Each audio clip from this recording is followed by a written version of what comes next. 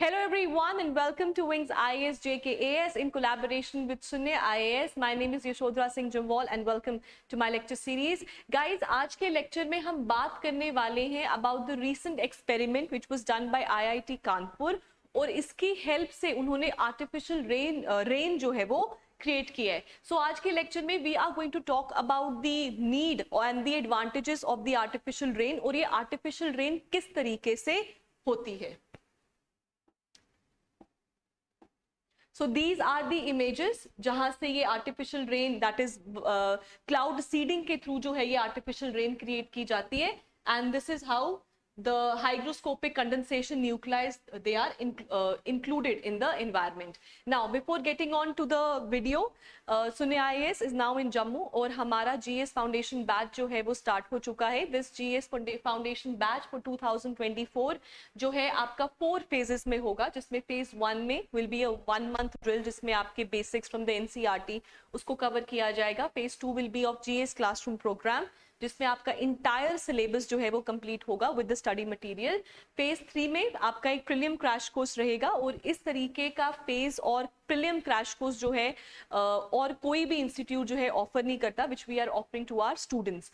Phase 4 में will be completely mains oriented जिसमें आपको answer writing skills and practice जो है वो कराया जाएगा. It is available both online and offline.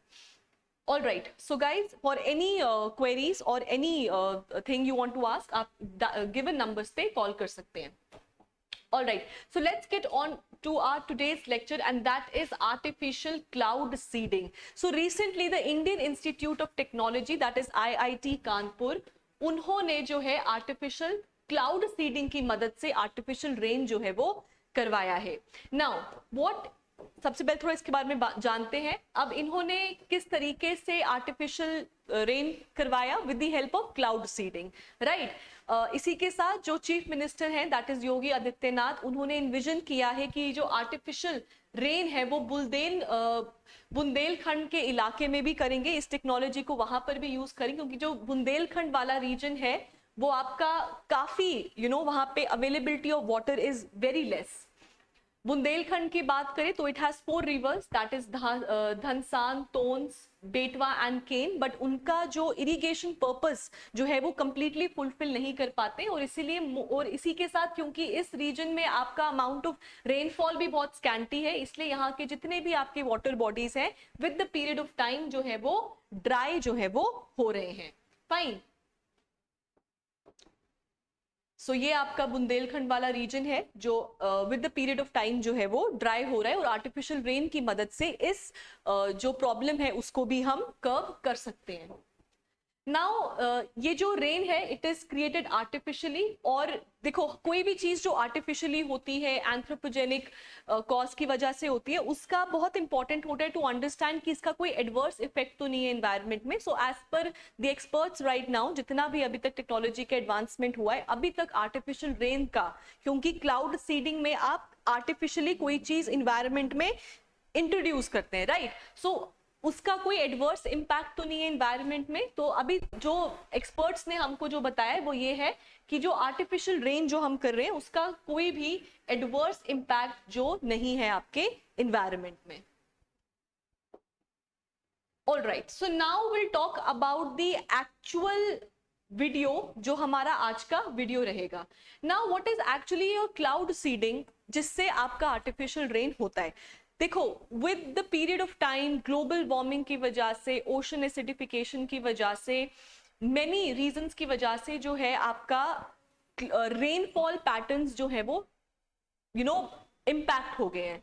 Not only rainfall patterns impact हुए हैं बट ऑल्सो रेन जो है वो one of the prime sources है ऑफ वाटर, राइट.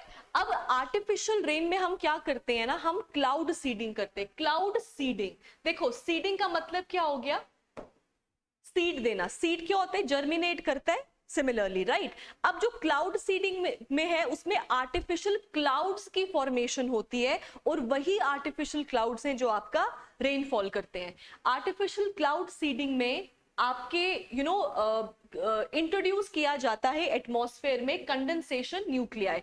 अब देखो आपके वाटर वेपर्स हैं, वाटर वेपर्स ऊपर गए, वाटर वेपर्स ऊपर जाके because of the normal lapse rate जो है condensation will take place and vapours जो है वो वाटर ड्रॉपलेट्स में कन्वर्ट होंगे। वाटर ड्रॉपलेट्स हैं, किस क्या चीज बनाते हैं वाटर ड्रॉपलेट्स? आपके क्लाउड्स बनाते हैं, राइट। अब इसमें कौन से वाले वाटर ड्रॉपलेट्स होते हैं? वही जो आपके वेपर्स होते हैं, आपके एरोसोल्स होते हैं जो वाटर ड्रॉपलेट्स बनाते हैं, वो वाले होते हैं which are your hygroscopic condensation nuclei, right. जो एरोसोल्स, वही आपके एरोसोल्स क्या करते हैं? आपके वाटर वेपर्स को अट्रैक्ट करते हैं which lead to the formation of water droplets.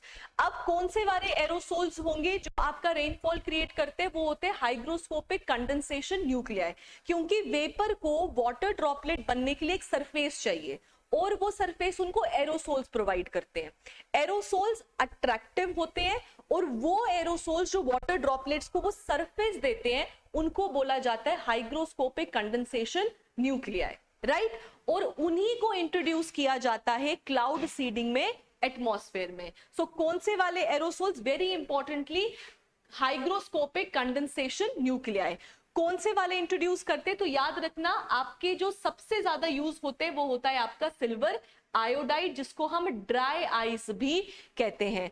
इससे पहले आईआईटी कानपुर से पहले आपके यूएई में भी आर्टिफिशियल रेन्स करवाया गया, क्लाउड सीडिंग टेक्निक का इस्तेमाल किया, तो उसमें भी सिल्वर आयोडाइड या ड्राई आइस को इस्तेमाल किया गया था in order to have artificial rains. अब जैसे ही आप सिल्वर आयोडाइड को स्प्रेड कर देते हो एटमॉस्फेयर में, कैसे स्प्रेड करते हो? With the help of drones, with the help of aircraft, helicopters, उसको इंट्रोड्यूस करते हो। ये सिल्वर आयोडाइड जो होता है, it is hygroscopic condensation nuclei, तो वो वेपर्स को कंडेंसेशन करता है उनकी और अट्रैक्ट करता है, और जब इन एरोसोल्स के साथ वेपर्स आके चिपकते हैं they form water droplets, right. और फिर आर्टिफिशियली ये जो आर्टिफिशियल न्यूक्लियाई है वो अट्रैक्ट करेगा वाटर वेपर, जैसे मैंने आपको बताया, और ये एक लार्जर वाटर ड्रॉपलेट बना देगा, राइट। और जिसकी वजह से क्या होता है? आपके रेनफॉल जो है वो टेक प्लेस करता है। अब ऐसा नहीं है कि आपने आज इस तरीके का आर्टिफिशियल क्लाउड सीडिंग किया है तो 10 साल के बाद बारिश होगी, ऐसा कुछ भी नहीं है।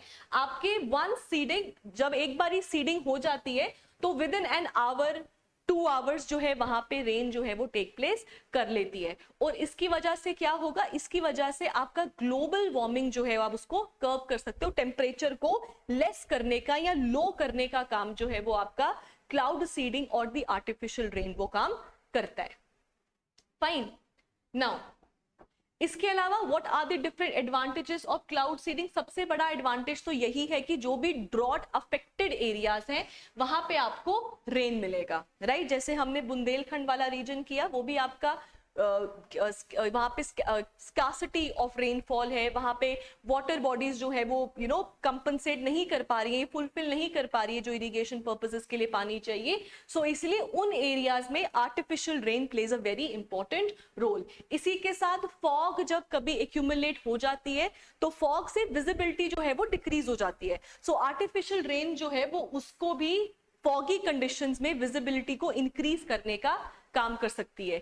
इसी के साथ आर्टिफिशियल रेन्स को फॉरेस्ट फायर्स रोकने के लिए भी इस्तेमाल कर सकते हैं। देखो जब फॉरेस्ट में फायर लगती है द मेजर कंसर्न इज कि इसको बुझाया कैसे जाए, सो उसमें आपका artificial rain can play a very important role. And of course इन सब चीजों को हम क्यों पढ़ रहे हैं? Just to combat the global warming and increase the agriculture yield. क्यों? क्योंकि इरिगेशन पर्पसेस के लिए जो हम पानी चाहिए हमको, उसको हम कैसे ले सकते हैं?